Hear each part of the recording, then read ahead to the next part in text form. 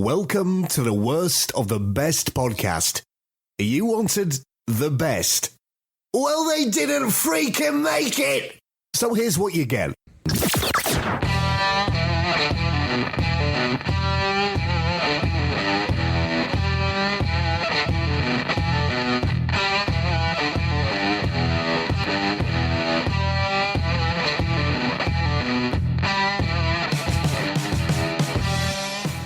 Hello, everyone, and welcome to another episode of the Worst of the Best podcast. I'm your host, Ryan, and with me today, I'm very excited because I have two wonderful guest hosts, one of which who's been with me before, the other one has not. We'll start with the one who has been here before. Adrian, how you doing? Yeah, I'm really good, thank you, Ryan. I've been on your Rocky podcast, I think, 2 or 3 times, your Rambo podcast 2 or 3 times. It's the hat trick today. It's going to your third podcast. I'm very excited. I think we become friends. We're way No. I barely tolerate you. But yeah. Lots of people just barely talk to my wife. She barely tolerates me these days. But I'm here and I'm proud to be here. And I'm really excited about the topic today. Get into it. Oh yeah, no, that's fine. Now we want to say hi to James. This is your first time on the show and our first time meeting. James, how are you? Yeah, I'm good, thanks. I've heard the podcast. I've heard plenty of good things about you, which you tell me is all untrue. So that's fantastic. We're off on a great foot there. Absolute pleasure to be here. Can't wait to get stuck in with what we're going to get stuck into. And what you've got to be aware of also is, you probably know this from our podcast, is Adrian's a great one at hijacking. Yeah. so he's up there. You watch him. Yeah, you watch him because he's great at trying to take over. No, it'll be fine. I'm looking forward to it. Thanks for inviting me. I'm really appreciate it. Well, I'm actually counting on both of you taking over a little bit. So my brother Jason, first and foremost, he's the one that does 99% of the shows with me as of late. He's away again. He's doing another adventure. The last time he was away, he went to the Grand Canyon. He's on another adventure. Yeah, he's on another adventure now. I don't know where he's going. He just said, follow my socials. You'll see where I end up. And I'm like, okay. So all the best to Jason. Hopefully he stays safe. What a guy. So when he is away, I like to do topics I know he wouldn't be keen on. So this is such a topic. So what we're doing is NES games. And not just NES games. We're doing the top 10 as voted by NES fans on Reddit. So what I did was, folks, is I took ChatGPT. And you can do this with ChatGPT. It's really kind of cool. I gave them I don't know what ChatGPT identifies as. So I'll just say it.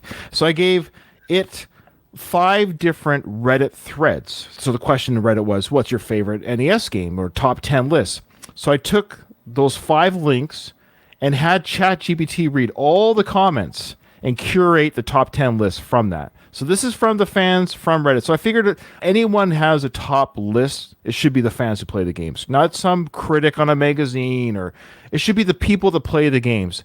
Guys, you saw the list. Overall, it seemed like a legit list. There's no stinkers there, and I showed your list to the other members of Arcade Attack, and James is one of them, obviously, and they all agreed these are top games. They're all legitimate classics, I would say. Yeah, so there's a real mixed bag in there, and there's some absolutely huge titles that I can't wait to get talking about. And then what I said to myself was, like, I can't do this list by myself. There's no way. What subject matter experts can I ask?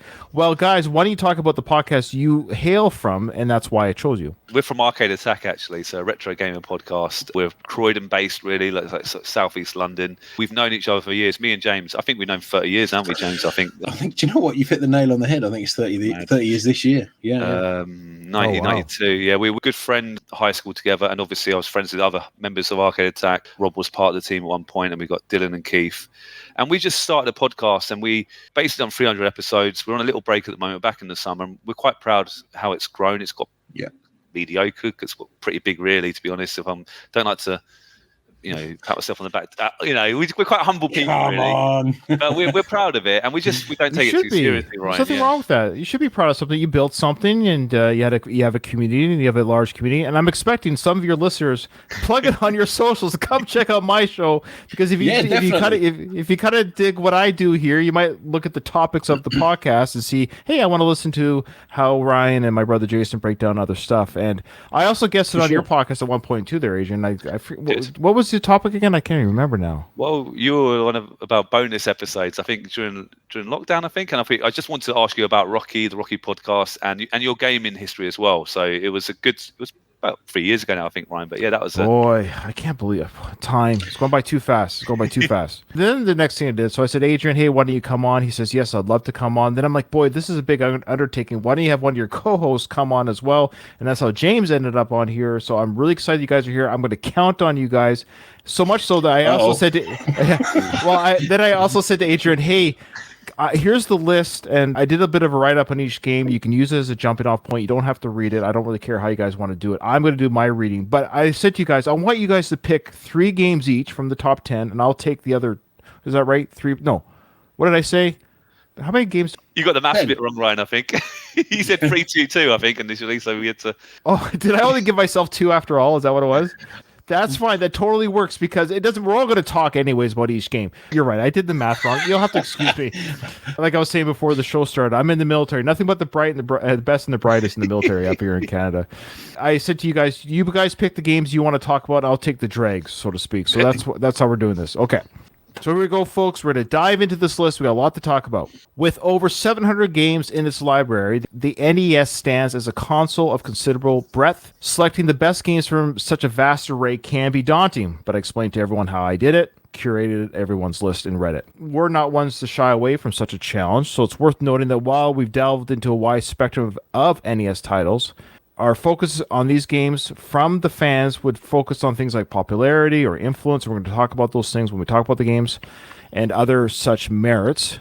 So without further ado, I do get the first one, so I'm going to jump right into it. I should also let the listeners know. So we're also going to show, when we go through each game, we're going to show the ending of that game, and then we're going to pick at the end what we think is the worst ending of said game. So I have the first one, guys, DuckTales. So during the era of the 8-bit gaming, many adaptations of movies or cartoons fell short of expectation. That goes without saying. I bet you both have played and talked about on your podcast movies or cartoon games that weren't very good. What's one that comes to mind, James, that was a lackluster experience? Oh, my goodness, mate. I can think of one of the great ones, because we didn't do it that long ago, which was Moonwalker.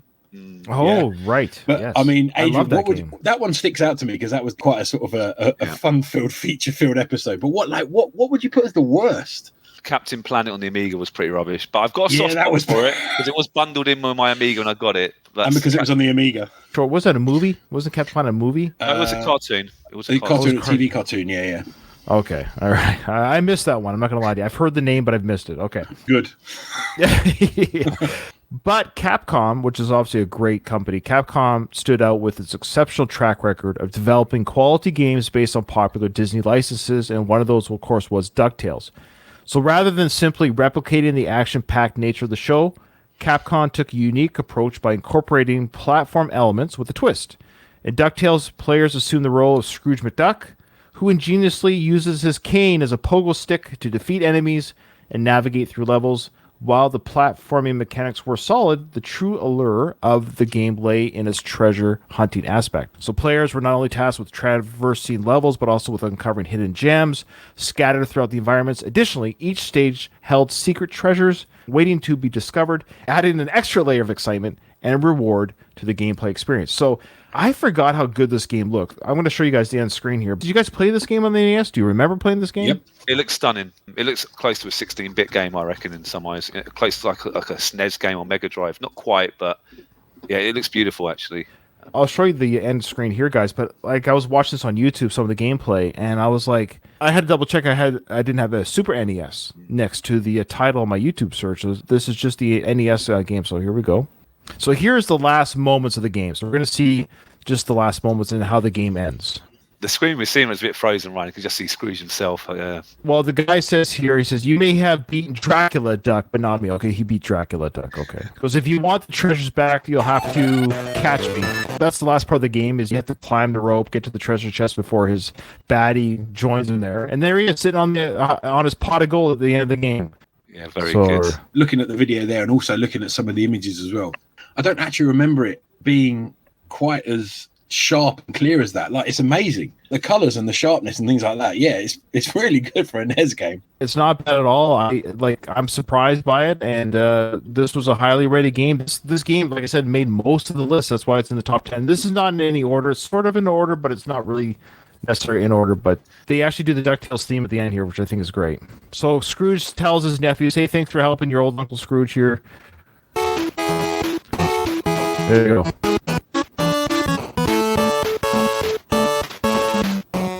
Classic. Pretty good. I really enjoyed that cartoon as well as a kid, Ryan. I'm sure me and James, that was kind of our era, wasn't it? Absolutely, remember that one. It was a really good cartoon, and to be fair, it tied in with a lot of other the great cartoons of the time as well. So I remember that being as one of the standout ones. But the fact that the game came along at the same time and looked so good, you can get it catastrophically wrong, but I think they got it very right. It carried on actually a really good tradition for Disney games for this period and just after, because you had the great Aladdin games, Lion King as well, Pinocchio and Jungle Book, all respected games on the Master System, I think the NES as well. And for a while, Disney seemed to have a pretty good, and some of the Mickey games as well, the Mickey Castle of Illusion. Castle of Illusion, yeah. So it can be done. And I think I read, actually, if I'm wrong, I apologise, I think DuckTales, the people behind Mega Man, actually got involved in making this particular game. And you can see some similarities a little bit. Is that fair, James? They did? Yeah, to be fair, I act in surprise, but you can see some I'm surprised, sir. You can act surprised for it because I've learned stuff here. Keep going, please. You can see some parallels. If you look at some of the stills from the game, you can see, especially like sort of the line of earth, the grass, some of the designs on the trees, the background and stuff like that. You can see some parallels there. So that doesn't surprise me at all, to be honest with you. But that's awesome. A great thing. Okay, well, that's all I have to say about DuckTales. You guys want to say anything else about it before we move on? Or great game. Yeah. Loved it. Loved the cartoon. Loved the game. So, yeah, nothing but love. Good. So, good translation. Nice to hear. Okay. Adrian, you've got the next. This is a big one. Adrian. You ready to go? All right, I chose this one straight away. I thought, as I saw this game, I've got to talk about it. Because, shocker. Yeah, the Legend of Zelda. I have to... spoiler alert, it's my favourite series of all time. Maybe not this particular game, but the Legend of Zelda series are my favourites. I think I've completed about 12 of those games in my life. Was that many? There's even more. And I've actually, interestingly, this is one of the very few Zelda games I haven't completed, the one on the NES. I love the series, Ryan. It's absolutely perfect for me. What does the series do for you that makes you love it so much? I got into it a little bit late. So the first Zelda game I properly played was Ocarina of Time on the N64. I remember I missed quite a few college days. I stayed at home. I was like, you can say that now. Yeah, and I'm a teacher by trade, so it's not the best thing to say. That's funny. I just had to play this game, and it was the first time, really. It's not quite open world, truthfully, but it's the first game I thought where you literally control a 3D environment, you control Link, and you got on this amazing adventure. And it showed me what video games could be. Before that, I was used to like 2D platformers or just little puzzle games here and there, but this game really sort of exploded, and since then I've looked at the previous Zelda games, all the future Zelda games I get as soon as they release them. Something about it is really does call to me. So it's one of my favorite franchises, one of my favorite Nintendo games, and for me personally, I think it's more important than Mario. I think the Zelda games are that important that they've helped change video games. So Breath of the Wild helped the Switch become a mammoth console. Ocarina of Time was one of the first sort of 3D platforming adventure games ever made. It's just so amazing. They're always such a fan of that kind of mood that Zelda portrays. Interesting. Yeah. I think one of the most important things is when we look not just at that Zelda game, but kind of the series as it goes on. There's obviously a lot of series in the past of different games, different franchises, and they've kind of maybe lost a bit of the wind in their sails over time. They've kind of had, those difficult games where they've been in the middle of the pack and they've struggled. I don't think Zelda's actually struggled really at any point to kind of capture an audience. To be honest, you look it up now and you look at up the modern Zelda games, people go absolutely crazy for them. So the fact that this kind of kicked it all off, I popped this in the other day and had a little play of it. Something about it where you can just walk around and like cut the bushes and collect jewels and go and talk to people. There's just something so like replayable about it as well. We talk about DuckTales being graphically kind of like ahead. The freedom of movement in the first Legend of Zelda game, I would say, was that big selling point. You say, spoiler alert, you love in Zelda. If anybody listens to our podcast, everybody knows that that's definitely not a spoiler. Yeah. And if you haven't seen it, go and check out Adrian's video with him dancing in his Zelda trousers. Boy. Yeah, that's for another day. I agree. Great franchise, and what a game to kick it off. Yeah, special. It was a golden cartridge. The first Zelda game was gold. I mean, not pure gold, obviously, but it stood out. It's something different. Nintendo knew they were onto a winner early doors, I thought, and they thought, well, what can we do to make it stand out a bit? We're going to make it gold. And there's been future cartridges that have been gold as well for Zelda, different colors, and they always, little things like that. They just realized that this is something we need to harness, protect very carefully. And there hasn't been many stinkers. There's been a couple of little low points where some people, like Skyward Sword, a lot of people thought it wasn't really kind of lost its way a little bit. Even Breath of the Wild, the recent games, some people think it's kind of gone a bit too far, a bit too open world. I can see that, but for me personally, they've always got that sort of lore, that kind of the way that Hyrule was created. I could talk about Zelda all day, so I've got to be a bit careful, Ryan. I know we can't talk for hours on it, but no, I don't. I love hearing your passion for it. So you never finished this first game. Did you finish the first game at any point, James, in your life? No, never finished it. No, tried hard, put some hours in, but yeah, just like Adrian, never finished it. I'm not a sort of as diehard a fan as Adrian is. I've played a smattering of the Zelda games over the years, but I've never sort of stuck with them. They're not sort of my primary sort of genre of game, but the respect for where it came from and the kind of the legacy of the franchise is just incredible. You can't deny that. My wife bought me, actually, she bought me for my birthday like a handheld game of this particular game, like a mini version of it. I've been playing on that when she's reading. I'm like, I'll play a bit of Zelda. So I have actually tried to get back into the particular game. It's beautiful. It's colour as well. It's like a colour version. It's quite a modern, one of my prized possessions. That's part of my sort of big sort of man shelf. That's your shrine. I'm putting away, and I really want to complete this particular game because it's how it started. And I think it's only fair that if I really, want to talk about Zelda, I've got to complete the first game, right? So it's groundbreaking. It's not just fighting. The puzzles are amazing. There's huge bosses. It's immersive. You feel like you're in an adventure. I get transported into that world when I play Zelda, and nice. Well said. When I do show this, I know it.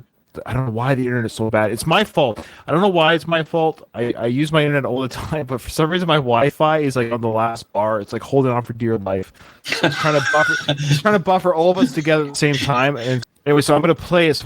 So here is the end screen. I don't want to spoil this for you. You're ruining the game for me now, Ryan. I know. Oh, no. I got a question for you guys. Did we know this character's name was Link throughout the game? Is that the big reveal? The princess says his name here. Is that the reveal, the end game?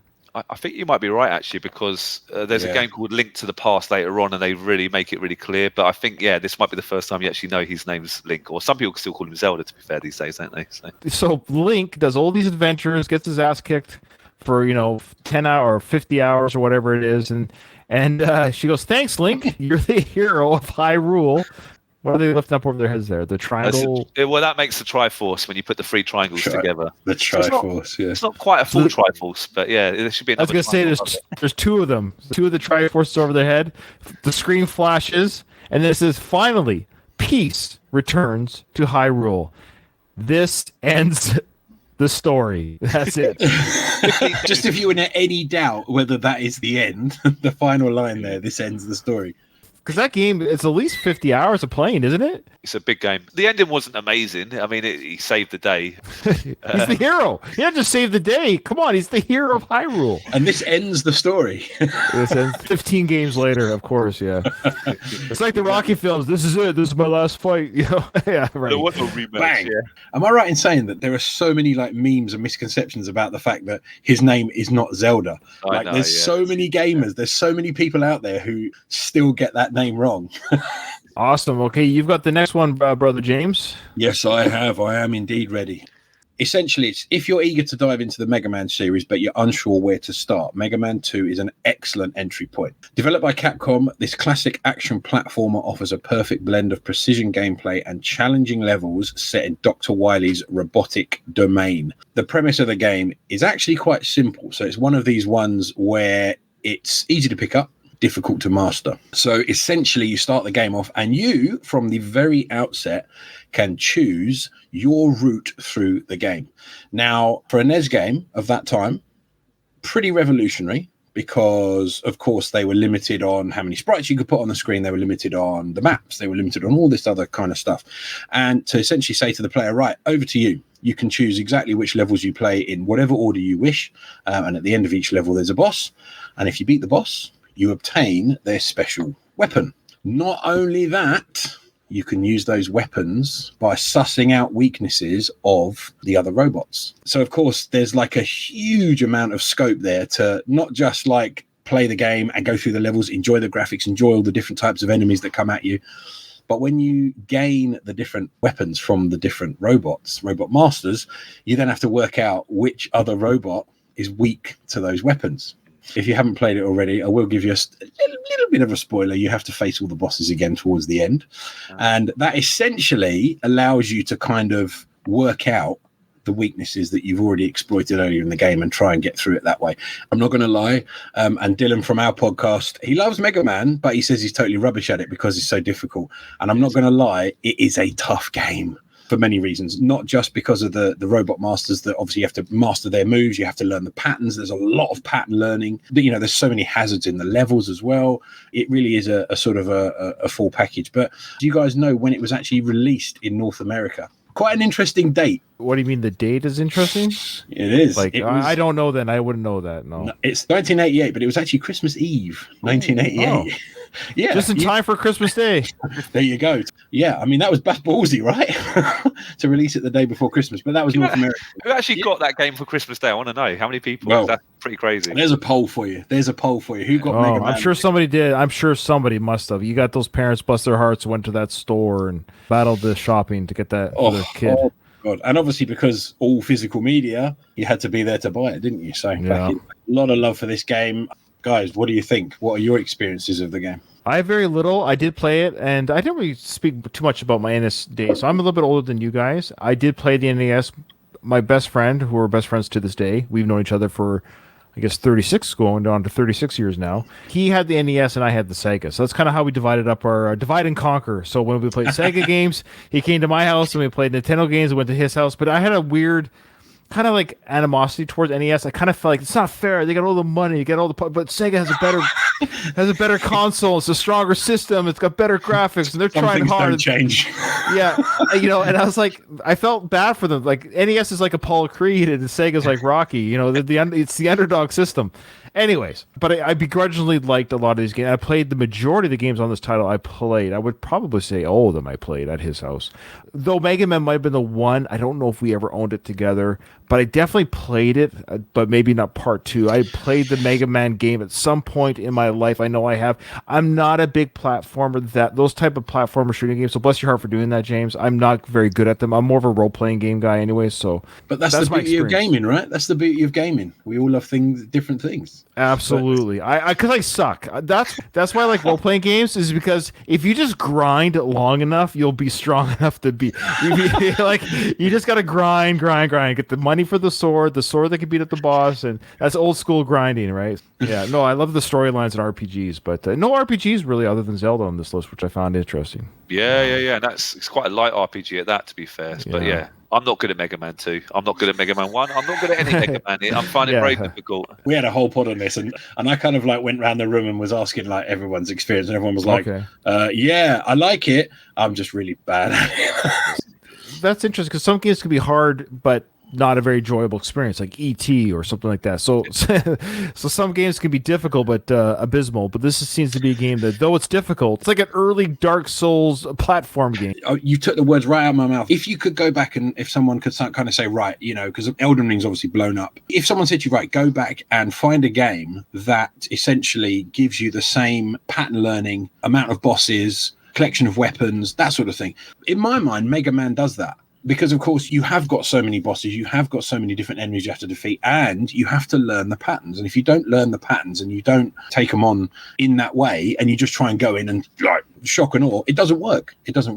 So, and you do get a reward for that. You talk about the first Mega Man game. The first Mega Man game, the box art was horrendous. It was done in like 2 hours.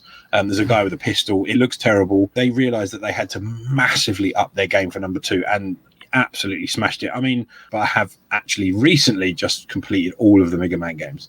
So wow. I don't know how he does it, Ryan. I know. Yeah, there was a couple of the X games on the SNES that I was like, I literally was shouting at the screen so hard, and eventually I managed to do it. So you've seen this ending. You've seen the Mega Man 2 ending, which we're going to show now. What happens, James? We're testing you now if you know it. Oh, yeah, I should have done that. How does this one end? Prove it. So you fight various iterations of Dr. Wily, who essentially he's in like a big walker, and then he's in like a spaceship, and then he transforms into like this weird alien guy. He he rides around the screen and basically shoots this little pellet at you, which is massively damaging. So what is this thing floating around right now? This is his lab, basically. So when you take him out, he then is basically controlling that little hallucinogenic alien who's trying to kill you. He then essentially, you take him out, he falls out of his little pod and he grovels to you and says, "I'm so sorry, Mega Man, I didn't realize." And he basically tries to beg for his life. So he is groveling. He's bowing. He almost like he's worshiping Mega Man. Because he's had it. He's done. Mega Man's taken all of his robot masters. He's nicked all the weapons, and he's beaten all of Dr. Wily's kind of like lab creations and stuff. And then you just see Mega Man walk in, and he changes to different seasons and colors and things. It's cool. Why the season change? And I found this, so I'm going to play it here, and I've found this ending really cool. As Mega Man's walking towards you, the viewer, it shows these different seasons, and for NES graphics, this is pretty wild. Why the different seasons? Don't think about so much about seasons. It's more to do with the settings of the bosses. So, for example, you'll have like Quick Man with the boomerangs there. You'll have Woodman who's got the leaf shield. You've got, I can't remember most of them now. Metal Man with the metal blades, etc. And it all kind of represents those different sort of states. At the end there, you get a lovely picture of what looks to be the Shire.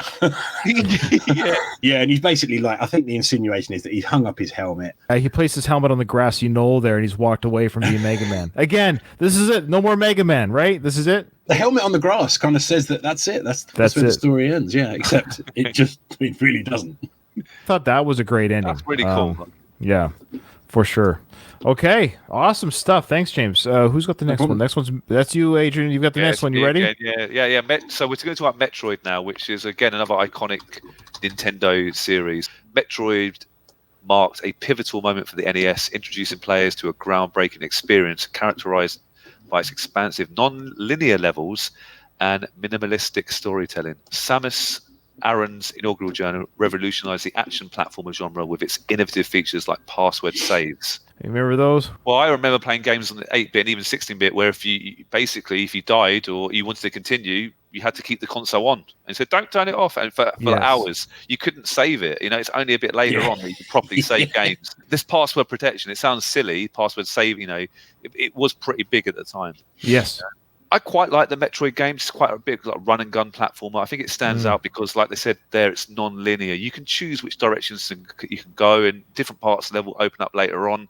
It's got quite a nice space atmosphere, quite atmospheric, and it's hard as well. It's a hard game. Again, if I'm wrong, I apologize. I don't think you find out in this game, at least, that Metroid is a girl. You spoiled it. I spoiled it. So I remember this game came out, and I remember the hubbub as a kid. Well, I guess I was about 12 when this came out. I thought it was great, because think about this for a second, guys. 1986, what gender is the average player of an NES console? Like, really? It's a guy. It's a boy. It's going to be boys, let's be honest. Yeah. I never knew any girl players. Growing up, now there's a lot of female gamers now. Of course, go to Twitch. There's the most successful Twitchers out there are females. There was no female. If there was, it was like 1 for every 100. I didn't know of anyone that played video games that was a female. None. Like none of my friends' sisters played. Nobody played. It was old guys that played. At the arcades, when we went to the arcades, it was full of guys.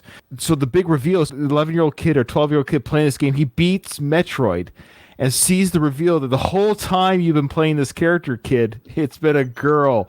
And I guarantee you there's probably some kid who threw his controller at the TV screen. I love that reveal. What about you, James?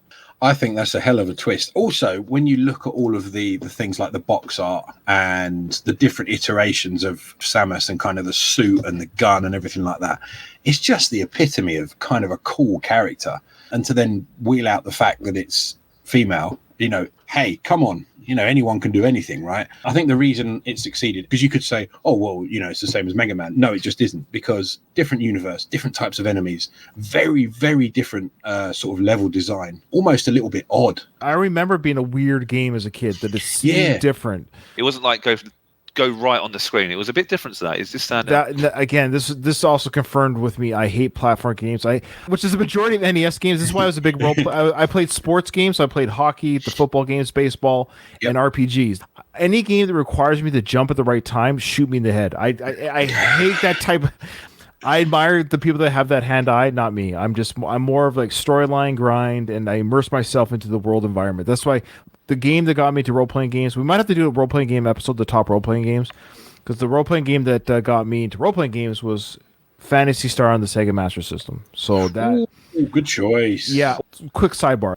I bought the magazine game. What do you call it? The monthly gaming magazines, and I had the Sega monthly, and I had all these other monthly gaming magazines. And they were advertising Phantasy Star that was coming out to the States from Japan. You know, Dune, the sandworms that come out of Dune. Well, they kind of had their own version of that in Phantasy Star, and it was a screenshot of the worm coming out of the sand. But for 12-year-old Ryan seeing this worm, I saw the graphics of this thing, and I remember when I bought the cartridge, you could tell the quality of the game back in the day by the heaviness of the cartridge. If the cartridge was heavier, that means there was more data on this thing. So the Phantasy Star cartridge, which was much heavier than my, like, let's say, my Rocky boxing game that I had. So kids, listen to this, kids. So back in the day when we were kids, no internet. Nope. We were stuck at the very end of the game. We were stuck. We had to plant this nut. The cat Mayu, I think was the name of the cat. We had to plant the nut to build a tree that goes up to the final level guy in the clouds, the city in the clouds. We couldn't figure out what to plant this thing. We would go around this freaking world, constantly trying to plant. I don't know how many times I read the words, I cannot use item here, cannot use item here. Seeing that, I can still see it in my head. I was like, oh my God, how do I use this? Where do we plant this seed? So I wrote into the Sega magazine saying, where the F do I plant the seed, folks? I need help, please, desperately. We can't finish it. We've put in 200 hours in this game. We need to finish. We had to wait for the letter to arrive to the magazine people, for them to accept the question and answer it, then publish the answer. We didn't know if they were going to publish the answer. Month 1 goes by, no answer. Month 2 goes by, no answer. Month 3, open up the magazine, and there was my question and answer. It said where to plant it. I ran home, planted that thing, and then I took a picture. And I still have the photograph to this day of a photo of the end screen of the game to prove, because then you would send in your pictures to the magazines to prove that you finished the game. That, folks, was old school gaming back in the day. That's a great story. I respect. Okay, here we go. Here is the end screen, or the end game of Metroid. I kind of muted the music there. The Metroid character goes up to shoot, and we see it's on the planet's surface or something. Here's the wording. It says, great. I love it. This is your end. Great. Great. You fulfilled your mission. It will revive peace in space, but it may be invaded by the other Metroid. So I guess Metroid was the bad guy. I love how it says, pray for a true peace in space. Can you imagine seeing this for the first time as a kid? The character starts to flash, folks, and then you'll see some identifying features here, which I thought was very, excuse the pun, ballsy of the creators to do this. Look at this. Look. Oh, wow. There it is. This is why I know the creators did this to all the 12-year-old boys, because she's looking at the screen and she's waving to the player. Basically, hi, you've been playing the female the whole time, and she buggers off. Gotcha. Yeah, exactly. Let's talk about there would be kind of a conversation going on between friends of like, have you completed the game? Have you seen what's at the end of it? And there'll be a whole kind of conversation bubble around that. You don't want to spoil the ending because you want them to kind of get that in the face moment, don't you? You want your friends to kind of find out, and you didn't want to tell them. So you want a way to get talking about a game. That's the kind of plot twist you put in there. Awesome stuff. All right, I've got the next one. This is the original, folks. This is Super Mario Brothers. It revolutionized not just Nintendo, but the entire gaming landscape. Packaged with the majority of NES systems at launch, it became the gateway for entire generations into the world of gaming. Its iconic opening level is celebrated as a masterpiece for its accessibility, challenge, and ingenious design. With its colorful introduction to the Mushroom Kingdom, Super Mario Bros. Taught players the fundamentals needed to navigate its 8 worlds. Its secrets and smart mechanics captivated millions, defining the platform genre for years to come. The game's impact goes beyond entertainment. It played a crucial role in revitalizing the industry after the 1983 video game crash. Super Mario Bros. Fundamentally changed the trajectory of gaming, shaping the medium into what it is today. No list of NES games, or of games in general, couldn't have this game. What do you say? If you're talking about NES games, it's impossible not to put it in there. And as you say, even if you open it up to all the other games, it's young, old, doesn't matter who you are, where you are, you never not heard of Super Mario Brothers. And as far as films go from the 80s, 90s up till now, and of course you've got the Super Mario Brothers film now, but even before that, it's just such an iconic name. You get all the images in your head of what the characters are and all the kind of friends and enemies and things like that. So there's no surprises there, to be honest with you. When I was young, the things you would find out about, the secret side missions, the speed runs, the secret tunnels, the way you could slide and skip and bop around, and it's such a fascinating game. Once you realize all the different tricks you could do, it blew your mind as a kid. Like, I can go up there and move up there. With the screen, blew your mind as a kid. Even as a avid Sega person that I was, you couldn't help but play this game and have some fun with this game. I think it's actually quite difficult to make a good platformer because it's easy to get things wrong. You can be too slidey. The jump mechanics can be all wrong. This is basically perfection when it comes to platforming because it's quite simple. The graphics are simple, but I think you said it really well at the start. It's very accessible at the start, but it soon picks up the pace. The levels get harder quite quickly, but you're so engaged in finding those little tricks and pipes and hidden worlds. I remember just seeing this as a kid, and I never had an NES as well, Ryan, but I had a friend that had one, and this is one of the games we just played all the time. It was just something about it. I don't think it's like the best looking NES game right now. I think there's better looking ones, but pure gameplay wise, there's not much better. Now, did you guys finish it in your days of playing? Did you actually ever accomplish it, James? I did. Well, now, bearing in mind, we're going back quite a few years, but yeah, eventually. It is tough though because it doesn't pull any punches, and let's be honest, it's not a case of because a lot of games you had like a health bar, you could get hit maybe 3-4 times, you could pick up health, etc. The health in Mario was you're either a little Mario or you're a big Mario, and that's it. You get hit once when you're a big Mario, you go down, you get hit again, you're dead. So you get effectively 2 bites of the cherry. It's tricky, especially some of the bosses as well. Here is the end of Super Mario. Now, it's funny. Is it Super Mario Brothers or Bros? I think officially it's Bros, is it not? I never thought about that question, to be fair. Yeah. Here we go. Mario's going to... What's the name of the last guy again? Forget his name. It's Bowser, isn't it? Bowser. So here we go. So he beats up Bowser. Bowser's dead. And the princess says, "Thank you, Mario. Your quest is over. We present you a new quest. Push button B to select a world." That is it. That is the ending to all this chaos and fun. You just get to play again. What does pressing B do to give you a new world? Is it a playthrough again? Or how does that? I don't understand. But I think that it cranks up the difficulty somehow. I know the title screen changes to a different color. I'm sure there's either more enemies or something. So again, you could just give them credit for that idea of that replayability. This game just had all these things, even the very genesis of their system, where you finish the game, but replayability, as you know, in today's modern game, is a huge factor for gamers today. I want to play it again. I want to try it differently. The fact that Mario Brothers did it at the very beginning is very, very telling of its insight to gaming, what people want to do it again, in a little bit of a different way. Ryan, I don't know if you know, but there's also a game called Mario Maker, and you can actually make your own levels, and they can look like NES graphics or SNES graphics, or even or even like kind of Wii graphics. Some of the games people have made are ridiculous. On YouTube, you probably can watch it. When you jump around. Oh my god! There's one, and you've probably seen this as both of you have probably seen this, but it's done the rounds on with every the fire platform you can imagine. Around, yeah. Oh my god! There's arms of the fireballs, and they're swinging, interlocking, and things like that. And there's literally the smallest of gap between each. And there's these guys that do these speed runs. They're mad. There's a guy called Ryukar, I think his name is, and he actually does all of these ridiculous, difficulty off the chart. And you think there's no way he's doing that, and he does it. But anyway. So, but that just shows you people still, cranking up the difficulty and playing the game. This is a game. The Mario Brothers. It will never die. It will be played to some degree by somebody until this planet is burnt by the sun. Absolutely. Just off the back of what we were saying when we complete it, I want to give you a complete answer. You can choose to replay the game with an increased difficulty. All the Goombas are replaced with buzzy beetles. And enemies similar to Koopa Troopers who cannot be defeated using the fire flower. Essentially, it just becomes like some enemies can't be killed with certain things. Yeah, so I would just hang up my controller, no, I finished it. I'm good. Yeah. I'm done. I'm good.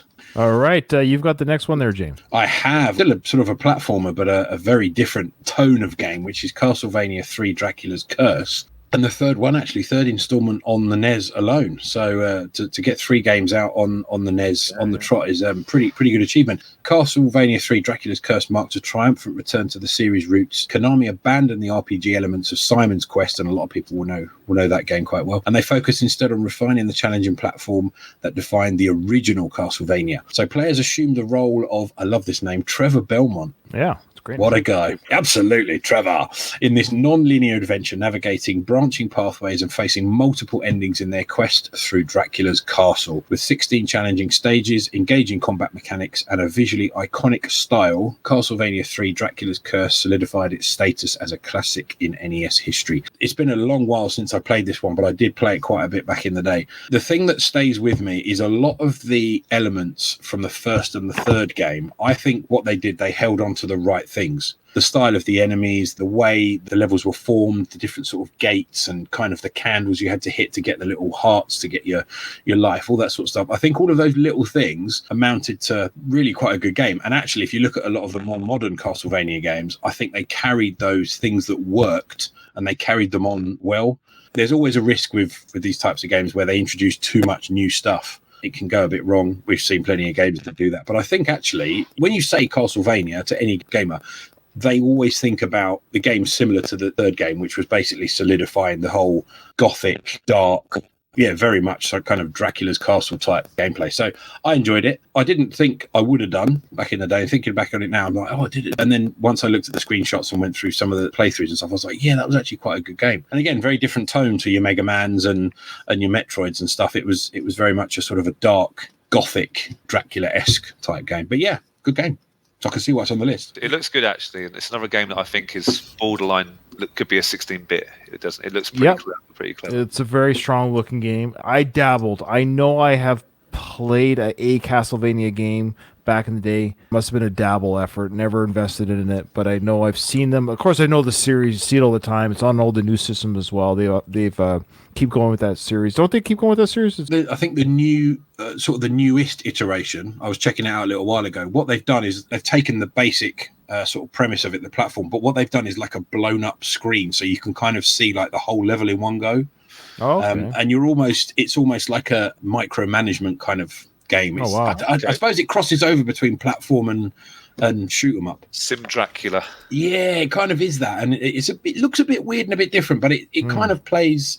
I mean, there's games like there's another game called like Shadow Complex, which is the same type of thing, and there's a couple other games where you've got like literally a small character in a huge kind of expanse, and it's like a little sandbox, but a platform sandbox, if that makes sense. So that's where they are now. I don't know how sort of popular that's been, but I enjoyed it. Did you finish part 3? I didn't finish it, no. Okay, well, are you ready to see so now? You can't quiz me on the end screen, so I'm going to be interested to see this. That's fine. Yeah, so this is interesting because what I got off YouTube was the full playthrough. I just cut out the ending part. So we're going to see the two endings that you can end with. I guess you can end two different ways here. And there's a bit of a dialogue to read. What's this guy's name again? Trevor Belmont. Trevor. So here's Trevor fighting really briefly here, fighting and then killing Dracula at the end here. Dracula's shooting stuff out of his eyes. He's dead. Trevor's really happy about his victory. And then we're going to cut to the end screen here. He takes some sort of orb or something. I'm not sure what that's for, but he takes the red ball. He's got the red ball. So he's with somebody here, and they're watching the castle fall. Yes. It's Count Dracula's castle. The scroll is so slow. I don't know why it's so slow. It says here, Trevor made many sacrifices. The long fight is over. Dracula is dead, and all other spirits are asleep. Both feel their friendship is stronger since they work together to rid Wallachia City of evil. Grant will start to rebuild the destroyed areas of the city. So I guess that guy in red there, the red bandana, that's Grant. After this fight, the Belmont name shall be honored by all people. So there you go. This is alternate ending 1 is essentially what we're seeing here. And then we're going to see the castle fall again. I guess whoever made this video showed us both endings. I guess there's a part in the game where you can side with one or the other. Is that it? Or I guess it says it's got different stages, different sort of, maybe there's different. So the castle falls again. Yeah. You have this. Well, it's a different person. Well, this person's standing up. They're like a head and shoulders taller than Trevor. So again, it says Trevor made many sacrifices. The long fight is over. Dracula's dead, and all the other spirits are asleep. The battle was won by Trevor and Alucard, but Alucard feels guilty because he killed his real father. So it was Dracula the father of Alucard. Interesting. Trevor realizes this as he stands there thinking about Alucard. Wait. That's a weird way to read that. Yeah. So, Trevor realizes this as he stands there thinking about Alucard. I'm realizing that I feel bad about killing my dad as I stand here thinking about killing my dad. That's essentially what that's saying. Oh, the writing. This must have been a translation. After this fight, the Belmont name shall be honored by all people. Okay, so there's two different characters I guess you can side with during the adventures of Castlevania 3. I think it's a case that at some point you can actually you can select path A or path B, whatever, after I think defeating a boss. And one of them takes you obviously around this guy. And I'm assuming the first one, you have to probably kill him. Oh, there's a third. Oh, there's a third guy. Oh, sorry. Oh, boy. Yeah, so for this last one, we have Trevor putting his arm around a gal. So he's with the gal now in this last ending. Trevor made many sacrifices. The long fight is over. Dracula's dead. And all other spirits are fast asleep. Oh, this is Sypha. Oh, Sypha, the vampire killer, has had a bad life. But since she met Trevor, she's beginning to feel more comfortable with herself. Oh. Go on, Trevor. Trevor's a gentleman. What can I say? Go on, Trevor. Get in there. Fight the Belmont name shall be honored by all people. Oh, great. I do love how she's feeling more comfortable with herself. That's important. That's good. So there you go. That's the 3 alternate endings you can get. We did that for you, folks, so now you don't have to finish the game. There's the exit screen there. Castlevania 3, Dracula's Curse. That's the end of that game. Okay. All right, who's got the next one? Right, I'm going to talk about Contra, which is a controversial... Hey! The enduring appeal of Contra speaks volumes about its exceptional design. It successfully translated the arcade shooting experience into the home console realm, capturing the essence of the 80s action blockbusters in a challenging 8-bit adventure. Konami's game skillfully alternated between horizontal and vertical scrolling stages, testing abilities to survive relentless waves of enemy attacks. It's an interesting game. Correct me if I'm wrong. I believe this is the introduction of Solid Snake. Is that right, James? Yes, I hadn't learned that up until sort of relatively recently, but yeah, it is. So Solid Snake, obviously, probably better known for Metal Gear Solid, which I have to put my hands on. Oh, really? That's the character? Yeah, I believe so. Yep. And that's right. I have to say, I'm not a fan of Metal Gear Solid, and that's going to hurt a few people. I don't play those. Ooh. See, James is a fan. Dylan and Keith would, if my other hosts would probably lynch me right now, but I just find those games a bit annoying. I prefer Contra. It's more actiony, more shooting-y. It's my kind of cup of tea. I don't like the old hide-in-the-box kind of shenanigans. So, the actual cover of Contra, I don't know if you guys have seen it. It's great. It's like a really interesting mock-up, and one of the characters is clearly Arnold Schwarzenegger, and one is clearly Rambo. So we got Stallone in the background as well. That would make sense considering when it came out and the 2 action heroes at the time. They're drawing the eyes of the young boys again who are playing these games, 2 muscle-bound figures on the top of a war game. Of course, this is going to put a lot of money in the Nintendo's pockets. But not only that, it seems like it was a fun game. And I played this game. I was one of those boys. I got caught up. I played this in the arcade as well. Like, this is a game. It's warfare, and you got to play this as a boy. I like it. It looks really cool. And like I said, I think you said it could either be horizontal and vertical. So each level kind of changes look, which is quite fun, I think. So a good game, good solid shooter, in my opinion. Just another bit of trivia for you guys, because you love a bit of trivia. Do you know what it was called in the European release? Probotector. What was it called? Probotector. What does that mean? Is that a word? Oh, I'm not offering an explanation. I'm just... But yeah, the European NES version of Contra was renamed Probotector. But this is the funny thing. This is the weird thing. I've only ever known it as Contra. Adrian, I'm sure on one previous pod that we did, I think Keith actually didn't actually know. Like he didn't know, but he was saying, "Oh, it's Probotector," and I was like, "Huh? What? Wait, what is this Probotector?" And we kind of had like cross wires, and then we realised, of course, that it was renamed for the European market as Probotector. But it's weird. I've never seen it called Probotector. I've only ever seen it called Contra, which is strange because for the European market, which I've only ever known, the European market, of course, Probotector. So weird one, that one. Marketing weird. The characters' names are Bill or Lance. So if I got it wrong about Solid Snake, I apologise. But I'm sure there's a link. Maybe. I'm sure there's something somewhere. I'm sure you're right. I've seen that somewhere. Anyway, Steve will be able to correct us. So here's the final boss and kill in the outro end screen or end game of this Contra, because I never finished it. So this game is so cool. I love how he's fighting shirtless. I just love how they're not wearing shirts. Why would you wear a shirt? Commando on steroids. So he kills that alien creature. The helicopter takes off from the island. The island blows up. Yes. Helicopter takes off. The island sinks into the ocean. And here's the outro. I love this. Congratulations. You've destroyed the vile Red Falcon. and save the universe. Consider yourself a hero. That's what it says. That's it. That's it. Consider yourself a hero. Nobody else is telling you you're a hero. You just need to consider yourself. Just consider. There's no awards. Just consider yourself a hero. That's so funny. They save themselves by saying, "Consider yourself a hero." I love that. I don't know why that makes you laugh. Who's got this one? I'm up now. I've got Mike Tyson's Punch-Out, and I don't think there's a single Nintendo owner anywhere in the world that doesn't know or doesn't have a lot of love for this game. The allure of the underdog story has always been captivating, and the journey of Little Mac, the underweight title contender, certainly struck a chord with many of us back in 1987. That long ago, 1987. I know. While Punch-Out originally debuted as an arcade game, it was the NES adaptation, Mike Tyson's Punch-Out, that truly captured the heart of players.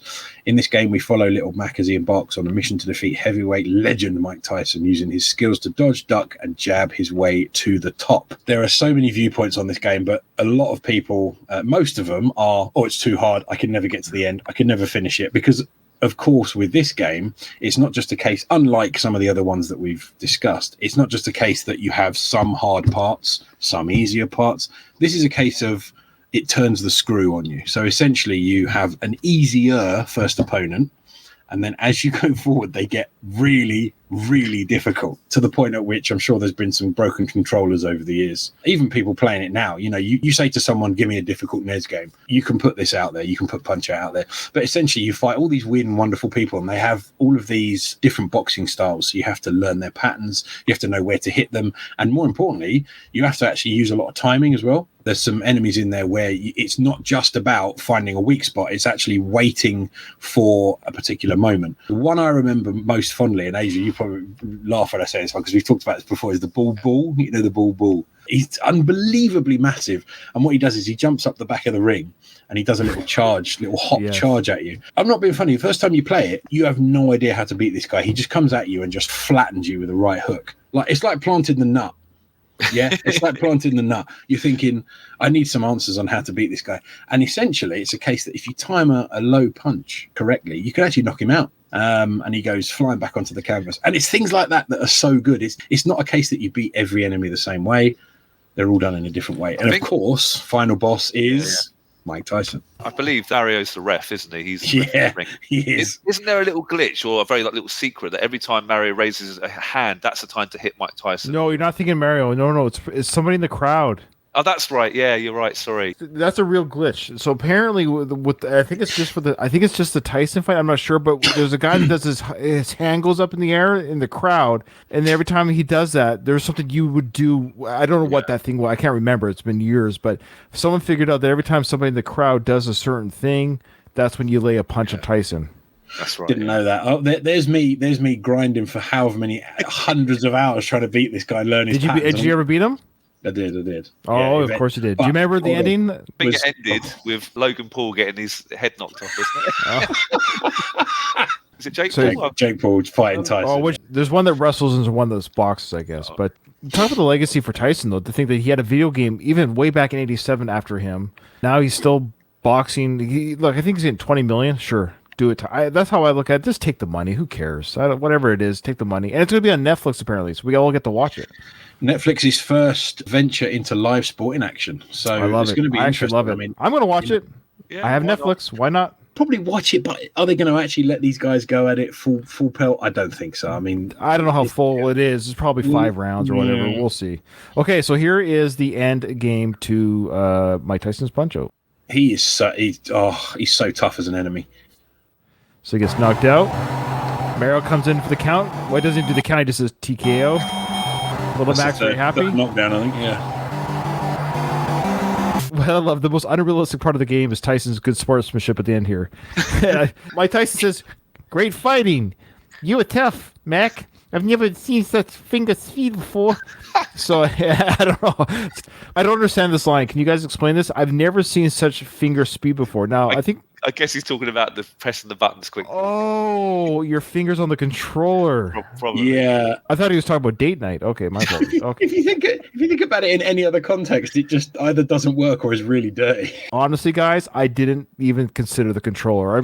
No, you're right. It's controller speed. You'd have to be right. Funny thing is, this game is not about button mashing, so that wouldn't even be true. It is to a little bit because if you get knocked down, you do have to hit the buttons quickly to get back up again. There it is. Oh, that's why. Yeah, so what we have here, folks, is the outro of the fighters you fight. Glass Joe, Von Kaiser. So we have to guess their nationalities while we do this. German, okay. We got Piston Honda, I guess. Piston Honda. It's a tricky one. Piston Honda, for our listeners, is a Japanese character. Hey, look, I didn't make these characters, man. Don't get mad at me.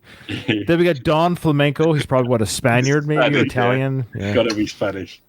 King Hippo, and he guesses King Hippo. I don't know what he is, but he has no nose, really big mouth. He looks like a troll. He looks like something from Lord of the Rings. That's what Americans think of the English, perhaps. Oh, no, maybe. Right. The Great Tiger, which may be what? I guess India, maybe. Nepal. Yeah. Then here's your bald bull. He's actually Turkish. Oh, is he Turkish? There you go. Good job. I believe so. And then we got Soda Popinski. Well, obviously he's Russian, right? He's drinking a bottle of soda. And then we got Mr. Sandman. I'll just go. He's a U.S. citizen. Okay, I'll be safe. And then we have Super Macho Man, which I love. Macho Man Randy Savage. Oh, dear. And there you go. Whoever played the game was 14-0. Good for them. Okay. So the penultimate game on our list is Super Mario Bros. 3. So we've kind of skipped Mario Bros. 2. Well, you know what's interesting? Again, this was what people voted on. So for whatever reason, people voted on 1 and 3 over 2. Yeah. Yeah, okay. But I think that's fair. I think Mario Bros. 2 is controversial. It didn't really carry on where the first game left off. It's people don't see it. Some people don't even see it as a Mario game. 3 took what 1 did and just made it the best. I actually think, and this is a strong opinion, it might be the best Mario game, platform game. It's just perfect. I just remember playing at my friend's house, and I was like, I played the original Mario. He's got number 3, and wow, you could be like a raccoon. You could sort of fly around. You have more powers. That tail thing was revolutionary. It was crazy. So you kind of float, couldn't you? It was bizarre. So it was, there you go. So it was released in 1990, stands as a remarkable achievement for the NES. It built upon the success of its predecessors while introducing innovative elements that became integral to the franchise. The game's pacing, difficulty curve, and level design revolutionized the platforming genre. Its rich style and variety, coupled with numerous secrets to uncover, ensure enduring enjoyment. Despite its age, Super Mario Bros. 3 remains impressive, pushing the NES to its limits and delivering seminal gaming experiences. People first saw this game, Ryan, I don't know if you know about this, on a film called The Wizard, which is an amazing 80s movie, which is so... is that with Michael Jackson? No, not Michael Jackson. That's The Wiz. I'm thinking, we're talking about the kid from Wonder Years. Wonder Years, that's it. Yeah. And it's actually not a bad film. I quite like it. Tobey Maguire's in it for a split second as well, believe it or not. There's a few little random roles. I think Christian Slater's in it as well. It's bonkers. It's basically a massive advert for Nintendo Championship. and throughout this whole, the last game is revealed for this big tournament, and it's Mario Bros. 3, the first time I think the US customers ever saw this game. So it had almost like a free advert on these big movie. That's right. Oh yeah, no, I've seen the game. They end up in it's about a tournament. They end up in the tournament at the end. You're right. It shows a bunch of games. Yeah. It's crazy. It's so bad it's good, and it also shows you the power glove. I don't know if we got to talk about the power glove on the NES. Power glove. It doesn't do it. Does that thing do anything? Does it actually do anything? You can control. You put the glove on. It's basically a controller, and you can move your hands. You're just wearing the controller. It's ridiculous. Okay. What about the robot? What about the robot that came with the NES? Remember the robot? ROB, is it? Is that right? Yeah, you can kind of move the discs around, can't he? It's very cool. What did that do though? What did the robot do? It could be like a second player, but it didn't really work. It's so stupid. Okay, all right. I just remember seeing commercials. Good idea at the time. Yeah, sure. But okay, Mario Bros. 3, honestly, it is that good. It's just so fun.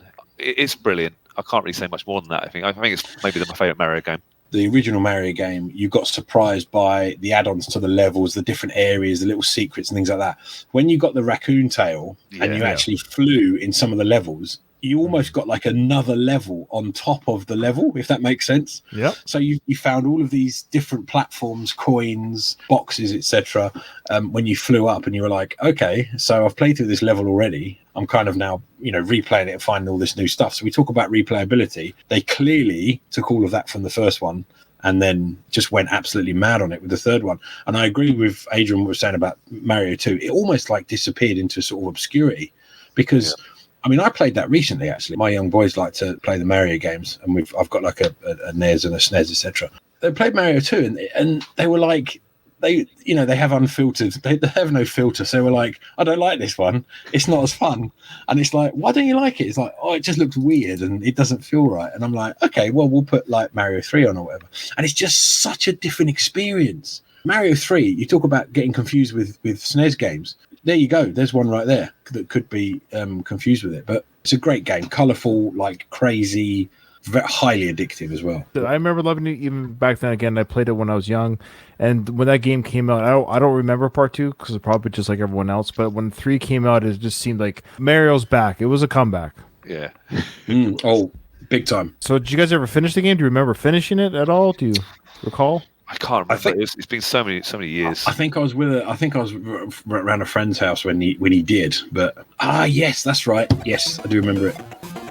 So there's Bowser gets killed. You go through this little doorway, and there's the princess crying. She's sad that she's a prisoner. And she says this to Mario: "Thank you." Here we go. But our princess. This is the running gag, right? That the princess was always in another castle. Remember that? Yeah. So she goes, but our princess is in another castle. Just kidding. Ha ha ha. Bye bye. And that is the end of the game. Bye bye. Can you imagine? You've been locked up in a jail for like 3 or 4 months with Bowser. That's the big joke you come up with when you get rescued. And that's the end sequence. She laughs at Mario that she is indeed the real princess. Just joking. Haha, it's me. Curtain closed, and that's it. Bye bye. Bye bye. Big hi. Thanks for saving me. Bye. Yeah, is she saying bye to Mario or the player? Like, it's weird. Bye bye. It almost seems like to Mario, which is like just a massive kick in the teeth. Like, thanks for coming. One. Now you got the last one. Here we go. It's a biggie. It is Tetris, but again, another one of those ones that you say the name, everybody, young, old, gamer or not, knows the name. So Tetris is a renowned puzzle game, a video game created in 1985. We're going back even further now, by Soviet software engineer Alexei Pajitnov. Players manipulate falling tetrominos to complete lines, earning points as lines disappear. So the game ends when uncleared lines reach the top, which is super stressful. But before you get to the top, Tetris became iconic for its simple yet addictive gameplay, selling over 202 million copies. And I don't think many, or if any, other gaming franchise has sold quite as many, making it one of the best-selling video game franchises. So its popularity led to numerous versions on over 65 platforms, earning it a Guinness World Record for the most ported video game ever. Tetris has influenced popular culture, including architecture, music, and cosplay, and has been studied for its theoretical complexity and its impact on the human brain, known as the Tetris effect. Are they doing a movie? I heard they're doing a movie. Are they not? Or am I missing that? So I think it was mooted, and I think there was like a script, and they got some people together. Now I don't know whether it's actually happening because, to be honest with you, there's an awful lot of video game movies that are in the works. Mainly because of like the way Ready Player One and the Mario Brothers film and stuff like that, because they actually done pretty well. But I don't know if it's actually going ahead. I would rather you just make a movie about the journey of the creation of the game. Maybe I think that might be a more interesting movie than actually a movie about the game itself. Sorry guys, it was actually released. What? Oh geez! Oh boy, that's not good. This kind of passed us by then, didn't it? No, it was released, and actually it was on Apple TV, I believe. With is it well reviewed? 7.4 IMDb, 81% Rotten Tomatoes. Oh, I think actually the movie was based on the creation of the game, though. If I'm March last year. I don't now. In terms of, I think the question you were asking is it kind of a gaming movie? No, I think it's more about the kind of industry and the planning and stuff and the release. I don't. It's about the building of it. Yeah, it's about how they made. Well, there you go. Yeah, they took my idea. Look, I should be in the business. Tell me the story of how Tetris got made. Now I want to see the film. But it seemed to pass us by, though, didn't it? Because none of us knew it had been released. Yeah, it's weird. You don't want to see a film about blocks talking to other blocks mixing together. No, that's fine. Really? No. So not a gaming film per se, but definitely. I legit want to watch the film. Believe it or not, it says here the story of how one of the world's most popular video games found its way to players around the globe. Businessman Hank Rogers and Tetris inventor Alexei joined forces in Russia, risking it all to bring it to the masses. Yeah. It's an Apple original film. That's why. So it's only on Apple TV. Okay. If you didn't have Apple TV, you wouldn't have seen it. So that's right. I need to get Apple TV. I do. Yeah, I think the Soviet state took a lot of the money from that game as well. I believe so. I might be wrong there, but I think Alexei. How dare you? The Soviets never have stolen a dime from anybody. They're fine. Let's not open that can of worms. Not at the moment. Now, unlike the other games, there's no end game. But is there? Well, it took nearly 35 years, but a 13-year-old Oklahoma boy has become the first human to beat the original Tetris game. Check this out. His name's Willis Gibson. He was live streaming his record-setting 38-minute game. He reached an unheard-of level 157 when the game could no longer keep up with him and crashed. Oh my God! The reaction is the best part. Wow. So the crash or true kill screen has only been achieved in the past and only been achieved with the use of artificial intelligence. Humans win. That was good. Yes. I answer that. Yes. Thank you, Willis. That kid beat Tetris. What do you guys think? That news was global. It came into England. I remember one of the news reporters said, they spoke about it, and then she said flippantly, he should get out more and enjoy the sunshine. I know I hate that kind of stuff. A typical non-gamer saying something about a gamer there. But yes, no, that's a huge achievement for that kid. I can probably make it to level 10. I love the game, but I'm horrible at it. I play it casually. Like I'll do my best, but I don't freak out when I don't. I just play it again. That's the thing about this game. You just play it again. There's no real. You don't really lose. You just keep playing until you play again. I don't really care what my score is, but this kid crashed Tetris, so congratulations to him. So there you go. It's worth noting as well, because I'm sure we mentioned this in one of our pods as well. There was a chap called Jonas Neubauer who is a 7-time Tetris world champion. I mean, just talking about the speed and the ability and stuff like that, and what the game kind of gets you to do and the stress levels.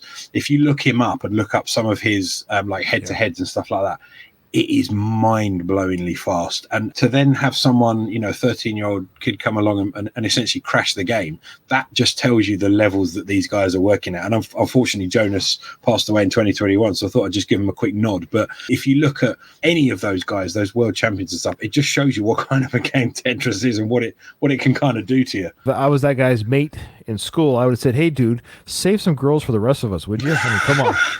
Like, come on. Yeah. That's what I would say to him. Like, come on, man. It's not fair, man. Jeez, man. What are you trying to do to me here? Okay.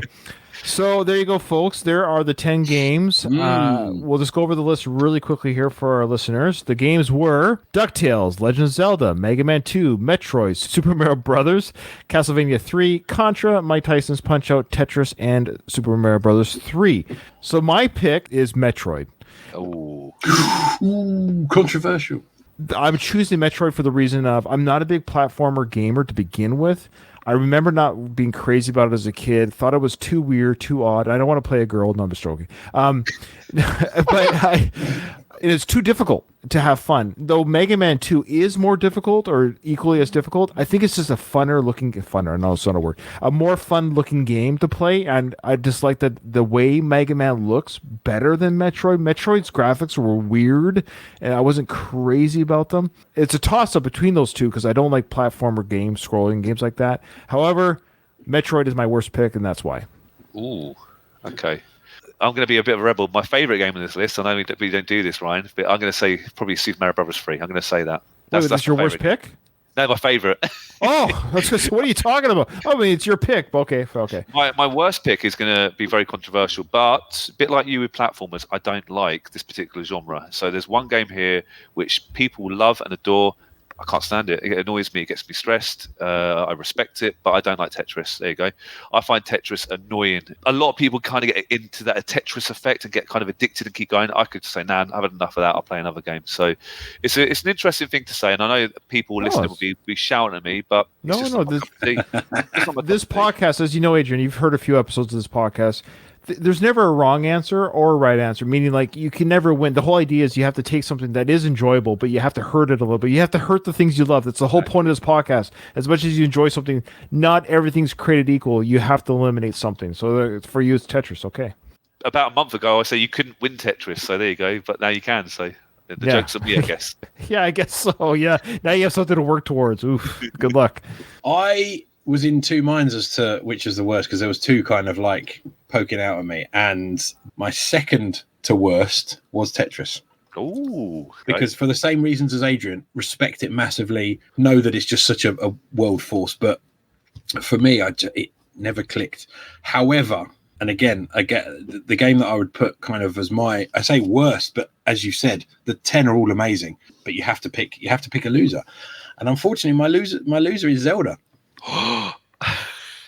And it's only a personal thing. This is nothing to do with the game at all, because I do have a lot of really good memories of originally playing it. The series has gone on to do some massive things. It's huge in the gaming industry, and I know so many people that absolutely love it. For me personally, at the time of playing it, I enjoyed it to a point. Whereas if I look at the rest of the games, I kind of went on to kind of replay. Whereas Zelda, I kind of played, got about 2/3 of the way through it. I enjoyed it, but it just didn't light that spark as much as the rest on that list. So it's a tough one for me, because I know that really punches Adrian in the stomach. But that's the great thing about gaming, though. You know, we all have kind of different tastes, different appreciations, and you know, despite the fact there's a list of 10 amazing games, like industry-defining games, and like you say on your podcast, you've got to pick something that's got to come in at 10th place, and that's mine. Yeah, awesome, love it. Now, do you guys have a worst pick for ending, and why? Which is the worst ending to the 10? The worst pick for me for ending, kind of is tagging James, is actually the Legend of Zelda's ending. I didn't like that ending because I found that game, the one that has the most story, breadth of scope. It's all these creatures and swords and triangles and you end the game and she's just kind of like, yeah, you're the hero of Rylou, yay, peace. And that was it. It's like, wow, they held up the triangles. The Mega Man ending was legit. Yeah. That's the best ending. That freaking ending was legit. The him walking towards the screen, and the freaking scenes are changing with the different seasons, and he's strutting his stuff. I just love that ending. And then the helmet on the grassy knoll, like, yeah, F this crap, I'm out of here. You guys deal with the next Mega Man. I love that. Even the Metroid ending was amazing. Like, you got the naked chick at the end. Like, oh, like that was amazing. Like, there you go. My worst game had one of the best endings because it was a great reveal that you're playing a girl, a naked girl. The Zelda ending, unsatisfactory ending. Because you're playing all this stuff and all you get at the end is like, cool, you're the hero. Well, no, doing the hero. I finished the game. Anyways, that's my worst pick. I'm going to flip the script, Ryan, and kind of do what you did, but flip it, because I think the worst ending is probably from the best game, and that's Super Mario Bros. 3. I think the ending's rubbish. I can't say anything bad about Zelda, even if it is a bit mediocre at best. But the end of Super Mario Bros. 3 is the worst joke ever written of all time, and we've told quite a few of those today, I think. We come nowhere near as bad as that particular joke. So, yeah, it's a shame, really, it ended like that. I like your pick. It was a toss-up between the two, but the only reason why I didn't pick that, because I just felt the blood, sweat, and tears to put into Zelda that's how I weighed that against that. But yeah, it was a lame joke. Hey, I am the real princess. Haha, bye-bye. What? Bye-bye? I don't get bye-bye. Bye-bye. That's just such a kick in the face. What about you, James? This is a really tricky one, because again, there's two that are jockeying for that 10th position for the worst ending. The one I'd put in 10th is kind of a bit of a cop-out, because it's Tetris, mainly because there's no ending. But I would also agree with the Mario Brothers 3. A, because she's been waiting for her whole life to say that really bad joke. Yeah. And secondly, because of the bye-bye. I mean, I've just saved you from the clutches of the most evil dragon, dinosaur, tortoiseshell maniac in the world. And all you can tell me is, yeah, great joke. Yeah, bye-bye. See you later. Awesome. Thanks. Well, you guys, this has absolutely been an absolute blast. You guys have been absolutely great with your time, your knowledge of video games. I hope anyone who's listening to this from your audience will give some of my shows a listen. Take a look at all the different titles, like the subjects of each episode that we do, because we do a variety of different topics, from actors to movies to music to conspiracy theories. We do it all on this channel. So check out all the different topics there. Most of them are all evergreen. We even do yearly celebrity death ones, which are fun to listen to, so you can check those out. Yeah, check out all the episodes. So before we go, though, guys, give me your plugs one more time where people can find you guys. So we are Arcade Attack. Adrian, myself, Dylan and Keith, and of course Rob was there for a great many episodes, and then I kind of filled his extremely large shoes, or trying to fill his extremely large shoes. But yeah, we're available pretty much, you know, on all the socials, YouTube, etc. And it's great to go onto different podcasts and kind of share the knowledge and the fun and stuff like that. And I thought great list to chat about. We've chatted about the same kind of things. We make up some like weird and wacky top 25 lists, which are like stupidly controversial for all the wrong reasons. And we love talking about all these subjects, and it's always great to get together with you guys and meet someone new. Ryan, good to meet you. And and to chat about all this, it's been great fun. So yeah. Before we close one last time, Adrian and I said before the show started that we were both Sega guys growing up, so we're going to do another one of these for the Sega Master System, the NES counterpart. We'll do the top 10. We'll do the same thing. I'm going to use Reddit and curate their top 10 from fans of Sega of what is the top 10 Sega games. So we'll do this again, and James, I'd love to have you back on for that one if you'd like. Amazing. Big fan of the Master System. Had one. Played loads of the games. So yeah, look forward to it. Okay. Now remember, in front of every silver lining, there's a cloud.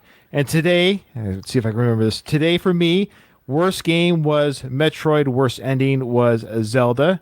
For Adrian, worst game was Tetris. Ending was Super Mario 3. For James, worst game was Zelda. That's right, it was Zelda. Can't So I actually forgot. I'm trying to remember three people's, like 6 picks here. Was Zelda, and the worst ending was Tetris. There you go. Because lack of, yeah. Yeah, that's right. Sure, that's fair. All right, guys, thank you so much.